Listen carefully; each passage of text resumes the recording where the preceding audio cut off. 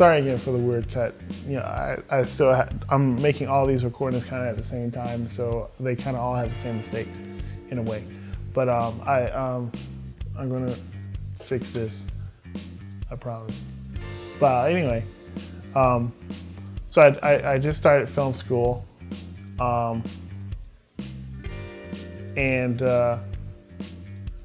I started to go out and film and university in South Florida, and at the time the film school or the film course was very new, so looking back it wasn't very good, and you can probably learn 100 times as much just by Google and YouTube today. A lot of what I was taught was the ideology behind film, the idea of film, and its progression as an art form. And only to the end of my degree, I got a bachelor's in film, only to the end of the degree was I really confronted with the business of film and the technical component behind film. But I have to say that even though a lot of what I learned was not hands-on, which is what I should have been learned, because you want to get into the film industry, you're most likely going to start on the ground technical level. And even though I should have been learning that for the majority of it instead of just at the end,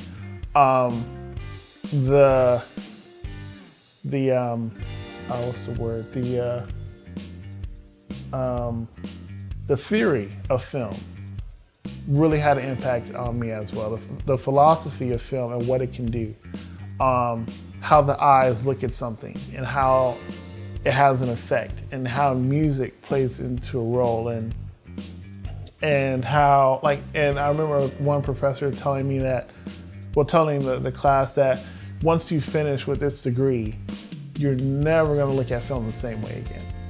And that's what I realized today. Like, that kind of innocence is stolen in a way. So when I look at the film, and I see when the camera is moving, or if you look at if you've seen The Gladiator, and the opening part when the Romans are fighting the barbarians, and you see the horses running through the forest, charging the barbarians from the rear.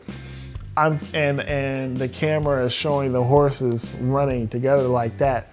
When I'm watching it, I'm thinking, to get that shot, they have a camera on a sled, or on a track or a dolly. It's like, or they have it hanging from some wires that are making with a pulley.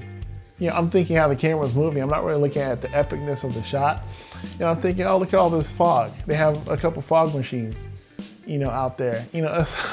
It's like I'm thinking of the pieces behind what make the film instead of the film itself. And I think it has to be a very good film for me not to realize that. Like, when I was watching 300 for the first time, I probably didn't even realize it until this year, actually.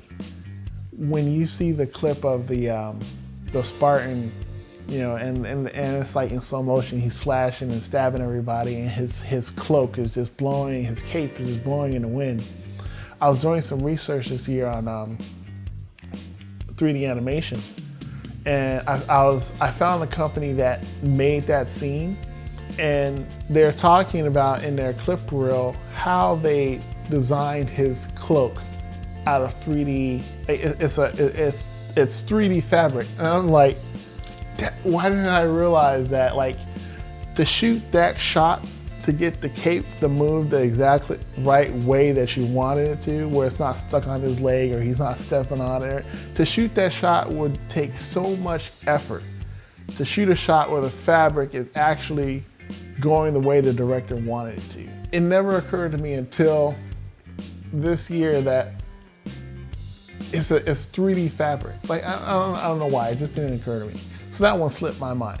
But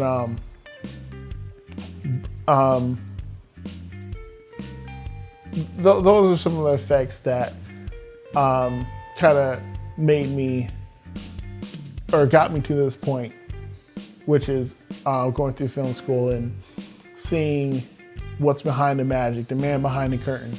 And then from that, I started doing some internships and applying to different companies in South Florida. And it wasn't until I started working with, it was a Christian studio, and working with them, I realized two things.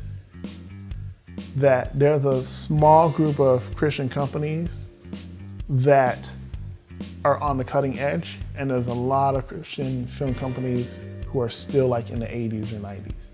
Because this Christian company was very small, but they are using RED cameras.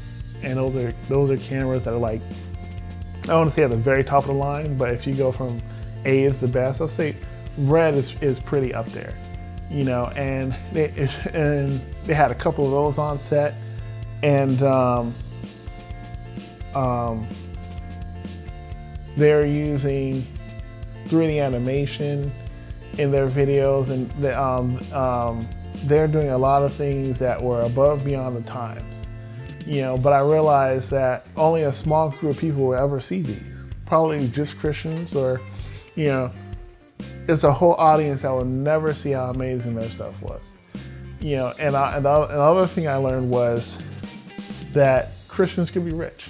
I never really understood that, and I always kind of fought against it with my dad, who introduced me to Christianity. And even now, I'm kind of, I kind of wonder about that, wealth in Christian hands, and it really didn't occur to me until, we were all having lunch, and, they invited a lot of different people who have a lot of wealth in America.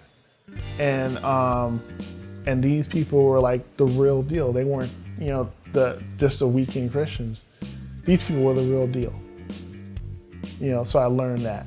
So there's a lot of things that led me up to this point that really made me who I am. And I'm glad that I was able to share some of it with you. And I hope you come back and we can maybe share some more. Thank you.